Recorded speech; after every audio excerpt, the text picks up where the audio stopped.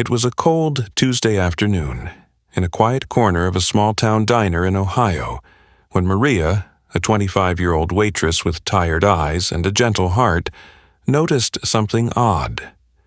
A young boy, no older than 8, sitting alone in the last booth near the window, his face buried in his hands, his shoulders shaking. It was clear he'd been crying. His clothes were worn, his backpack looked empty, and the way he kept glancing toward the door made it obvious. He wasn't waiting for anyone. Maria, though mid-shift and carrying the weight of rent due, an aching back, and life's endless demands, couldn't look away. She approached him slowly, crouched beside him, and asked softly, "Sweetheart, are you okay?" The boy looked up with red eyes and said nothing. His lips trembled, and a faint nod was the only response. She didn't press. Instead, Maria walked back to the kitchen, pulled out the grilled cheese sandwich she'd packed for herself, added a small bowl of soup and some fries, and brought it over to him without another word. She sat across from him briefly and said, "Eat." "No charge. You're safe here."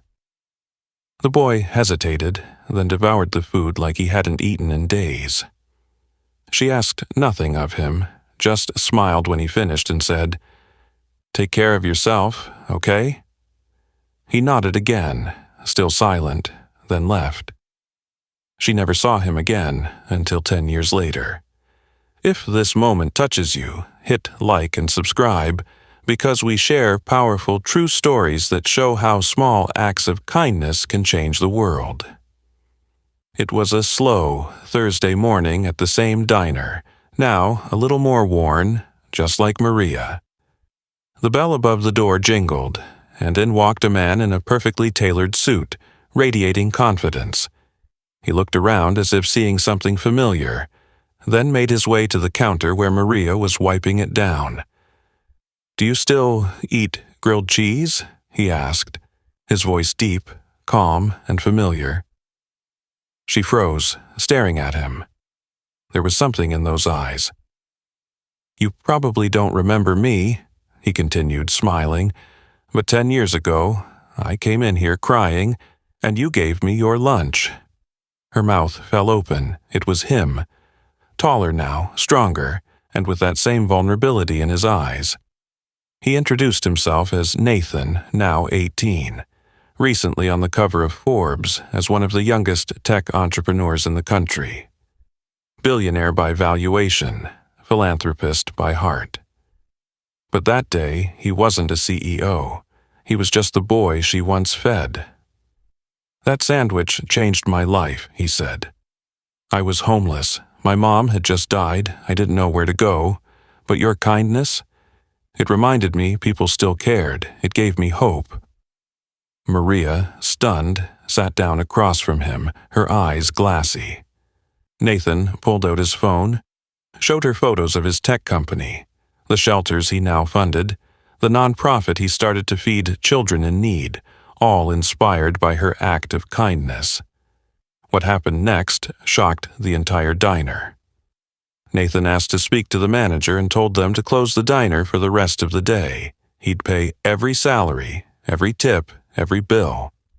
Then he stood on a table and announced to the diners and staff, "This woman once fed me when I had nothing. Today, I want to return the favor."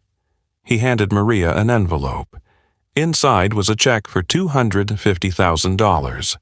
"So you don't have to work another shift unless you want to," he said. The room erupted in emotion.